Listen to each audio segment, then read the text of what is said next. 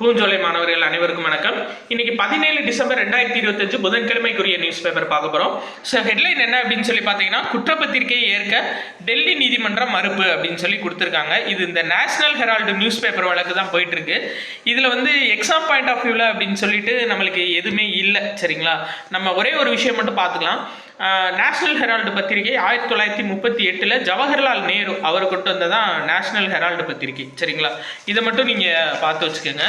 இன்னைக்கு நியூஸ் பேப்பரில் நியூஸுன்றதே சுத்தமாக இல்லை, இருந்தாலும் தேடி பிடிச்சி ஒரு 2 நியூஸ் எடுத்துகிட்டு வந்திருக்கோம்ப்பா. அதான் ஒரு சில நேரம் அந்த படத்தில் சொல்கிற மாதிரி மாட்டினா மொத்தமாக மாட்டுவாங்க, இல்லாட்டி ஒருத்தர் கிடைக்க மாட்டான்ற மாதிரி. இந்த இது பார்த்தீங்க அப்படின்னா, காப்பீட்டுத்துறையில் 100% FDI எதிர்ப்புகளுக்கு இடையே மசோதாவுக்கு மக்களவை ஒப்புதல்னு கொடுத்துருக்காங்க. நம்ம சொன்னால இன்சூரன்ஸ் செக்டாரில் வந்து 100% பிரைவேட்டைசேஷனை கொண்டு வர்றதுக்காக மசோதா வந்து நிறைவேற்றிட்டாங்க. அது சக்ஸஸ் ஆயிடுச்சு.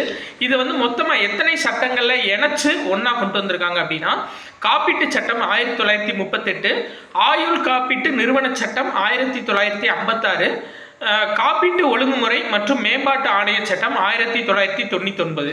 இது எல்லாத்தையும் ஒன்றா இணைச்சு அதை வந்து எப்படி கொண்டு வந்திருக்காங்கன்னா, காப்பீட்டு திருத்த சட்டம் 2025 அப்படின்னு சொல்லி கொண்டு வந்திருக்காங்க.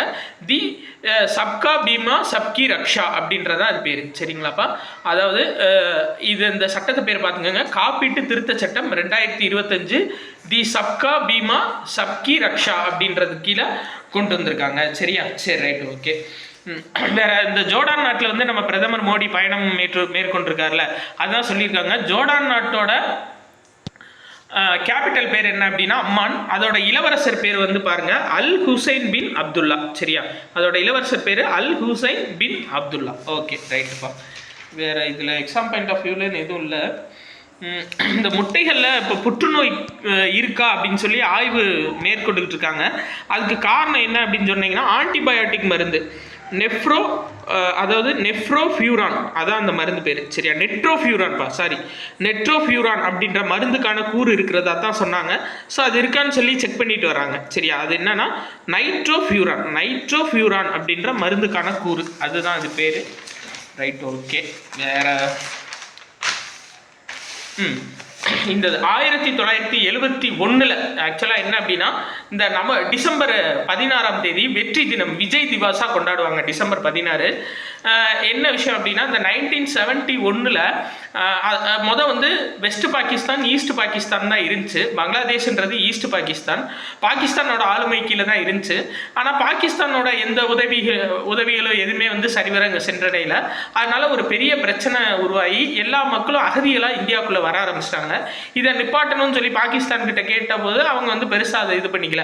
அப்போ இந்தியா வந்து ஒரு மிகப்பெரிய ஒரு போரை நடத்தி பாகிஸ்தானுக்கு எதிராக பங்களாதேஷ்னு ஒரு நாடு பிரித்து கொடுத்தோம், சரிங்களா? பங்களாதேஷ்னு இப்போ ஒரு நாடு இருக்கிறதுக்கு காரணமே இந்தியா தான், சரியா?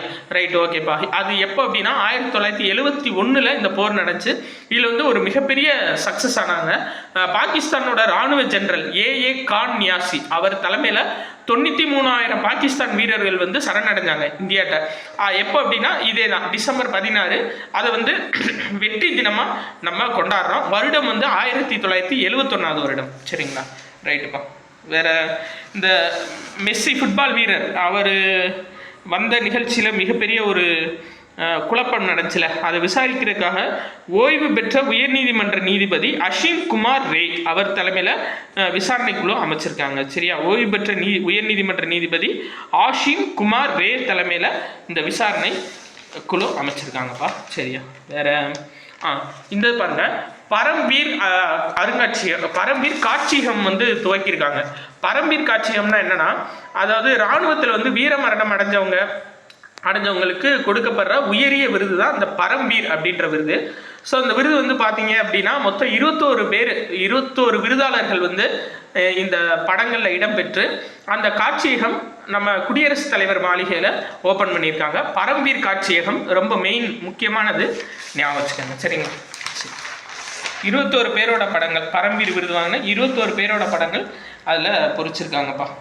வேற ஒரு நிமிஷம், இந்த இரட்டை சதம் வரலாறு படைத்தார் அபிஞான்னு கொடுத்துருக்காங்க, பார்த்தீங்களா?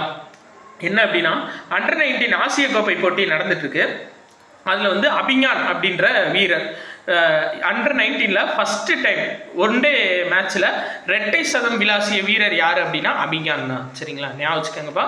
அபிஞான் அவர் தான் வந்து என்ன பண்ணியிருக்காருன்னா ஃபஸ்ட்டு டைம் அண்டர் 19 ஆசிய கோப்பை கிரிக்கெட் போட்டியில் ரெட்டை சதம் விளாசியிருக்காரு. ஸோ அது ரொம்ப முக்கியமான ஒரு இன்ஃபர்மேஷன். வேறு அவ்வளோதான்ப்பா இன்றைக்கி நியூஸ் வந்துட்டு, அவ்வளோதான். கூடுதலாக வேறு எதுவுமே இல்லை. நம்ம வந்துட்டு இந்த எஸ்ஐ எக்ஸாம் நோக்கி எக்ஸாம் பாயிண்ட் ஆஃப் வியூவில் வீடியோஸ் பப்ளிஷ் பண்ணுறோம். எஸ்ஐ எக்ஸாம் போகிற வரையும் ஒரு 20 to 30 minutes வீடியோவாக. ஸோ ஒரு விருப்பம் இருக்கவங்க அதை பார்த்து பயன்பட்டுருக்காங்கப்பா. நன்றிப்பா.